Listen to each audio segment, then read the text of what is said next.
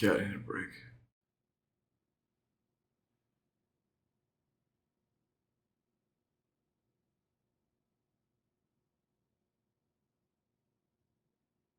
I just took the dogs out.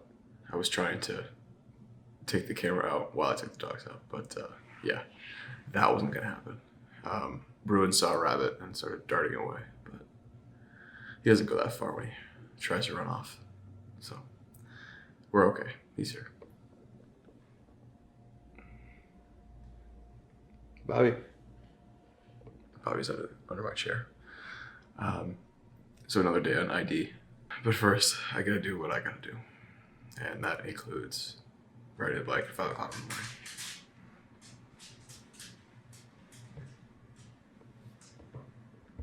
Bob?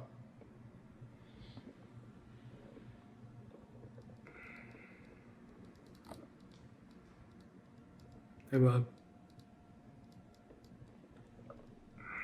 So, all right, go time.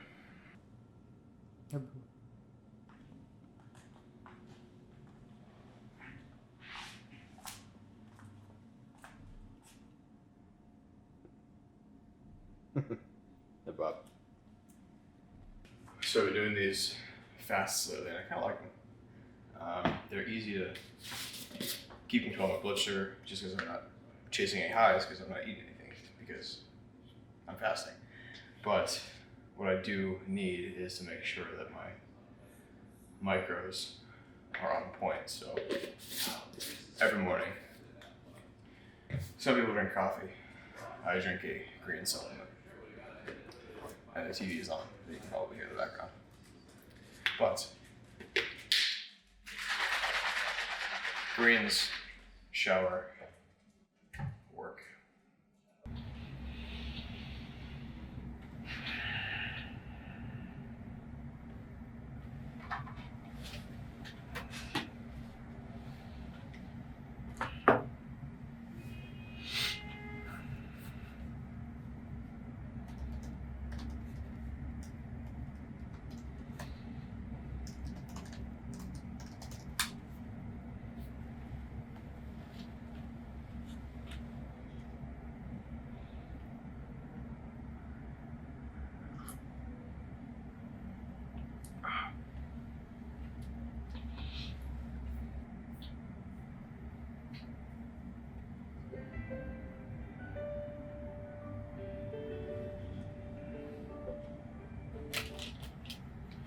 Hello?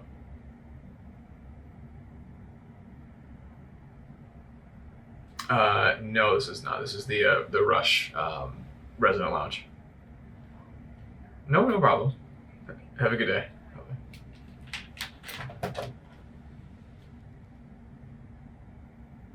That was awkward.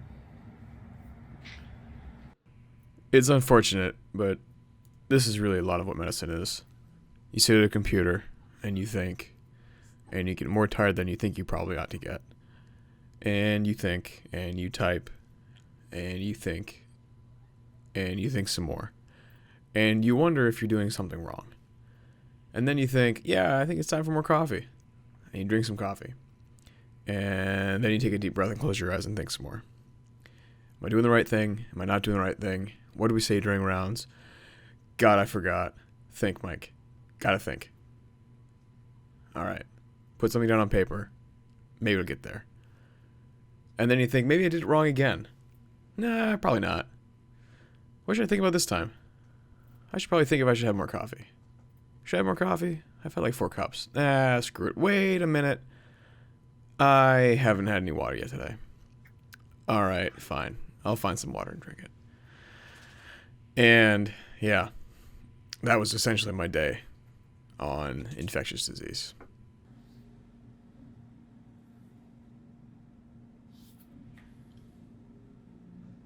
So that was supposed to be more of a day in the life vlog, but instead it turned into just, frankly, sitting around and self-reflection.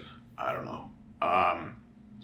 I'm still in the infectious disease service, and we broke at 11:45 this morning. And with texting the group over and over and over again, hourly up until 4:45 with 0 pages on the covering pager that I was carrying. It was at 4:45 that it was decided that, okay, I could, leave my little cubicle of the hospital and I get to go home. And in that 5 hours of nothingness, I had plenty of time to think. And, it didn't really end well for medicine in my eyes. I don't know if it's just the season, it's the end of December. If it's, we go to work when it's dark, we come home when it's dark. That probably has something to do with it. Whether or not it's me getting towards the end of my residency, I just have a few months left, or maybe it's that I haven't had a vacation in I don't know how long and I really need a break. Or maybe I'm just sick of all this healthcare hero bullshit that I've been fed over the course of the last, 10 months or so. Or maybe it's a combination of more than one or all of them. I don't even know. But the more and more I get through this, the more and more it's just, I get so disenchanted with the way medicine is these days, especially during residency. Don't get me wrong. Medicine is cool. The science of it is cool. Being able to have this knowledge to impart on people to improve their lives is cool. But that's just rarely what medicine is anymore. So much of it is just being part of a service industry. And, the patients are, some of them are grateful for your help. And in my experiences, more of them just want to tell me how stupid I am and how much I get paid. I'm like, I had to show one patient my pay stub last week because she didn't believe me that I'd take home just over $10 an hour. And I did. And she still thought I was lying. I'm like, all right, well, I can't prove it anymore. So it's, and then, oh, well, you guys are heroes for working during a pandemic. No, we're not. Who else is going to do it? If you really didn't want to do it, you'd have quit by now.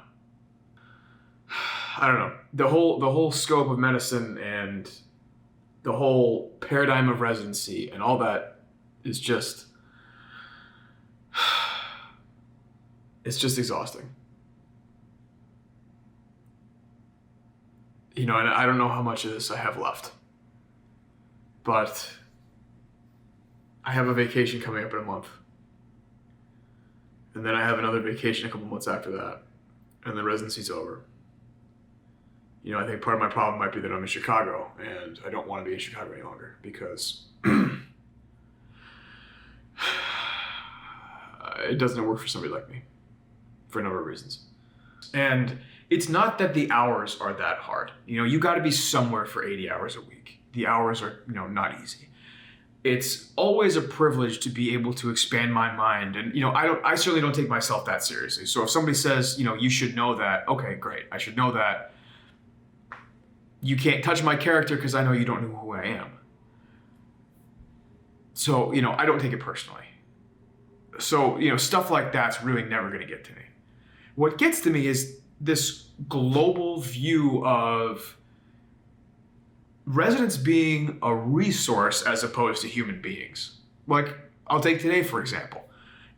5 hours of just sitting there when I could have seen my wife or play with the dogs or have gone to the gym or, do something productive for my health, for my sanity, as opposed to just sitting in this room twiddling my thumbs. Now, I could always go home and come back if they needed help or something like that, or wait for a couple hours, and then if they get slammed at like 2 or 3 o'clock, hey, Mike, we got a bunch of new consults, you might come and see them. Sure, I think that's fair.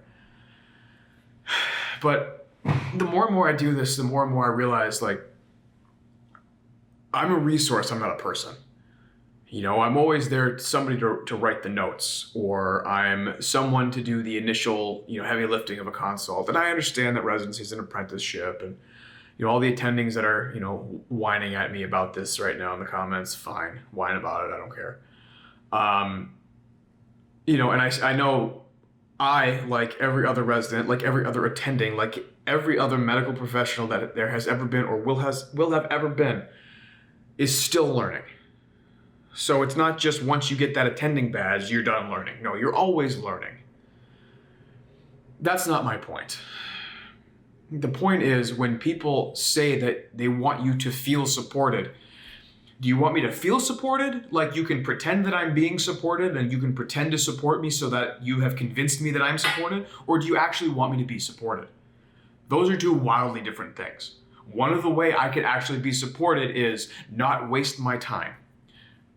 Identify that I am being used as a resource. At least tell me that, for God's sake. You know, it shouldn't take me having to ponder my career choices to come to that conclusion. And not a pretty one, mind you. I don't know. Maybe it's just that I'm jaded for the exhaustive reasons from before, or maybe I'm just tired, or maybe I'm just hungry, which is a distinct possibility with me. But you know, my time's not my own. My time is at the behest of the hospital and the behest of whatever rotation I happen to be on. And sometimes I got stuff to do. I'm never actually needed. I'm needed to make other people's lives a little bit easier.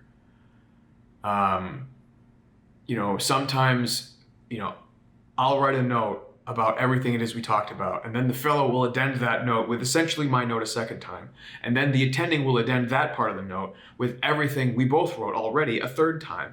And one of the things that irks me is inefficiency. And if one person was going to do that, and one other person for billing purposes could be like, yeah, what he said, do that instead of somebody, you know, taking the time to write this detailed note and then somebody else writing the same stuff and then somebody else writing the same stuff again. Like, come on, a little bit of efficiency just to, oh, God almighty, just to make somebody's life easier. It doesn't even have to be mine. And I understand the whole thought of, well, you know, the attendings had to go through this just how you do now, and, you know, one day you're going to make the residents go through it. If you guys were as smart as you claim to be, maybe you would have thought of something else by now. You know, I certainly don't know how to make it better, but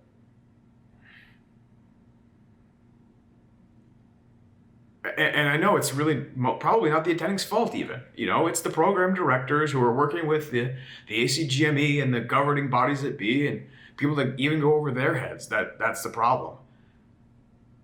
But, jeez. You know, the more and more I get into this, the more and more I'm thinking to myself, you know, if I'm going to be a physician and not own my own practice, if I'm going to be in academic medicine, I am going to spend the entirety of my life, my professional career, working my ass off to make somebody else rich. And is that something that I'm going to be able to live with? Probably not.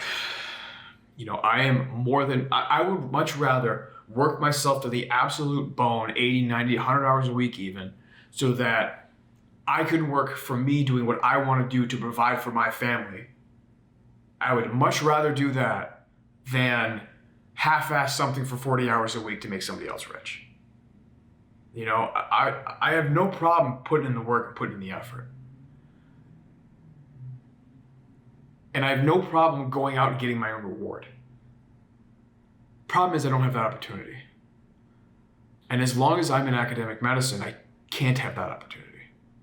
You know, I can work for RVUs that somebody else has set. Sure, my earnings floor is quite high. You know, a six-figure income is spectacular no matter how you shake a stick at it. You know, but what if the chase for something bigger is what I'm after? You know, I'm not going to chase for something bigger in academic medicine. You know, I'm not going to chase for something bigger in any sort of subspecialty fellowship. No, I'm going to chase for something bigger elsewhere. And not to say that I'm just going to forsake medicine and, you know, I don't know, create a new style of table or something to make $1 billion. I don't know. No, you know, there's always got to be people to forward medicine somehow. And I feel like I know a lot about medicine, a lot more than most people. You know, maybe that's one way to go. But, you know, the residency paradigm is just atrocious. And maybe I'm jaded, like I said, and maybe I'm just tired and hungry and sick of a lot of things, and I don't know, but what I do know is that the vast majority of my time is not my own. You know, if I want to wake up at 5 o'clock in the morning and work myself half to death until 9 o'clock in the evening for my own project, I would be infinitely more excited to wake up every single morning than have my, my high points of the day as when I go to the gym, when I get home and I see my wife and my dogs, and when I go to bed. In no part is work in there. In no part is furthering my career in there. In no part is studying in there. It's just not something that's enjoyed. Well, you just have to go through the grind, and there's always going to be, bullshit wherever you work. I understand that. Everybody has their own obstacles. But presenting me with a hoop to jump through to attain a goal that I don't really want that much seems kind of like a waste of time at this point. Walk through fire to get to someplace you want to go. That sounds like a plan. Let's go. Somebody bring the kerosene, douse me in it, I'm going to run through that damn fire. But to jump through hoops to get to something that I don't even want? I don't know. I suppose I could always, use my medical career to start financing something else. And I think that's probably where my life's going to end up going. Because at the end of the day, I can't... There's just so much crap in medicine that's just so bureaucratic and so checkboxy and so insurance company driven. And at the end of the day, I'm the one with the brain for it, not the insurance companies, not the suits behind the desk, not the people that are pestering me about coding crap in the notes that, well, they can't accurately bill for because they don't actually know what I'm talking about. When, any other medical student on the planet would. It's just,